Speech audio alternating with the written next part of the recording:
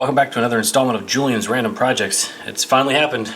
Starlink has arrived in our part of Texas here. This is something that I pre-ordered as soon as I could. The moment it was available as pre-orders, maybe within that same week, I got on there and put in my deposit. I anticipated something coming maybe 2023. A lot of other folks that were on Reddit show that their orders or their pre-orders were being pushed out. They'd give them a date and then they push it out 6 months, a year, whatever the case was. So I didn't really look at it. I didn't watch it like a boiling pot, which might be the advice here. Just put your deposit down, walk away. So I got an email. I was so interested in this. I set up one of the like a rule inside of my Gmail account and said if I get an email from SpaceX or the Starlink folks to text me about it so that I knew right away when they come back to you and say, hey, you're up, you're in the queue, you're the next person that's going to get a unit. That's when you make your purchase, right? Then you commit to the full, I think it's $500 or something, and then they ship it out to you. And that's exactly what I did. So I didn't even have to wait a single day. This thing got to me as soon as it was ever going to, which is great because out here we're a bit rural. We're about 20 minutes away from a fiber connection, so we're not completely out in the sticks. But as far as home internet goes, there's very few other options. Of course, we have satellite or traditional satellites, which is like DSL speeds. It's the kind of stuff that maybe they're getting better now. You might be able to stream a video, like a Netflix video at 480p. I don't know. It was way too expensive. Like so many other people that have been rural, once they discovered that a hotspot, an LTE, a 4G hotspot, gave them really good speeds, that a lot of people went to that, and then would just put their router in the corner where it got the best LTE service. I also did a video about getting a stronger signal, both transmit and receive, if you're really rural. I was being a geek. I'm only a mile away or so from the closest AT&T tower, which is where we had service from. I'm about 3 miles away from a Verizon tower, and just 4G connections here, not 5G. 5G is available, but I'm dealing with 4G equipment, and so I was only geeking around there and trying to get the fastest connection I could. I always had a solid, between 20 and 40 megabits down. I was able to get that to creep up to closer to 100 in that video. So if you want to take a look at that, I'm going to try and I'll link it somewhere, either in the corner here, maybe down in the description. So that's a great option while you're waiting for this thing to show up. And boy, Starlink has gotten the user interaction for setup down. The instructions are just hieroglyphs. They're just a pictorial representation of what you're supposed to do, and you're left to kind of figure it out, and you most certainly could. And I've seen a lot of people that haven't even bothered to quote-unquote mount this thing in any sort of substantial way. They've just chucked it out in their yard because that was the clearest line of sight to the satellites. And the app that accompanies it allows you to use the compass and your camera that are built into your smartphone to look around at the horizon line and the skyscape area and see what types of things would be obstructing.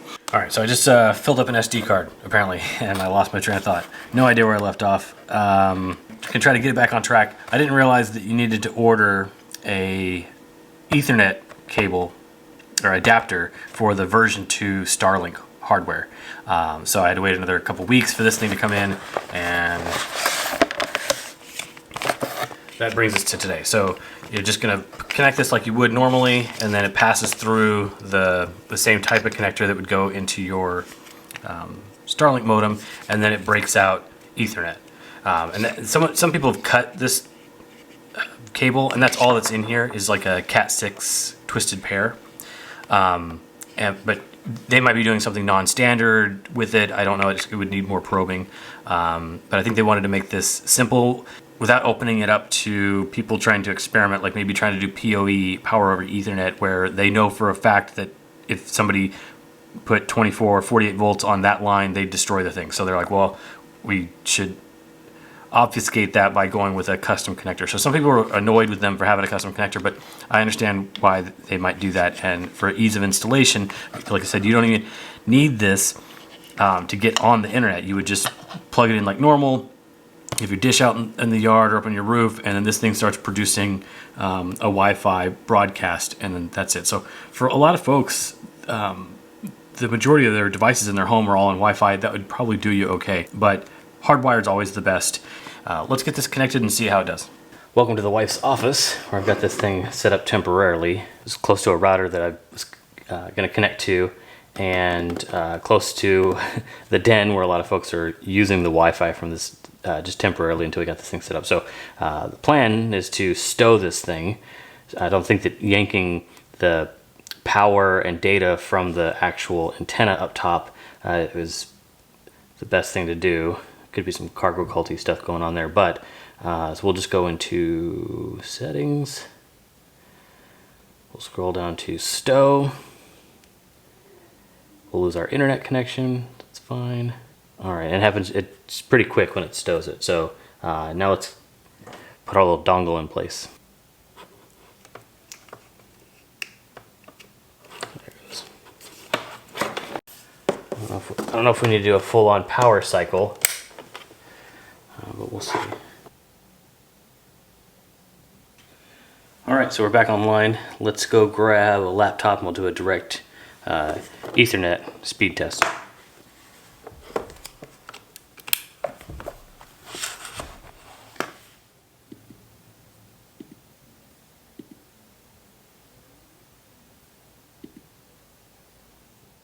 All right, so a bit of latency with that first ping, but of course we just booted this thing up. I gave it like a minute tops to acquire a signal from space, and I think 142 is pretty reasonable. I've gotten faster. I've gotten at like 170 if memory serves. Yeah, I know that they like to redirect you to the app. So let's go there real briefly. We want to go to settings. So speed. Here we go. All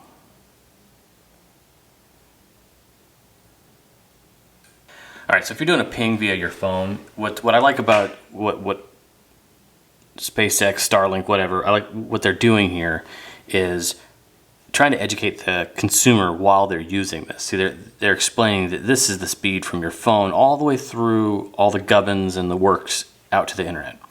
And then it goes to show you what your router is capable of getting from the internet. And you know, in most cases that'll be faster.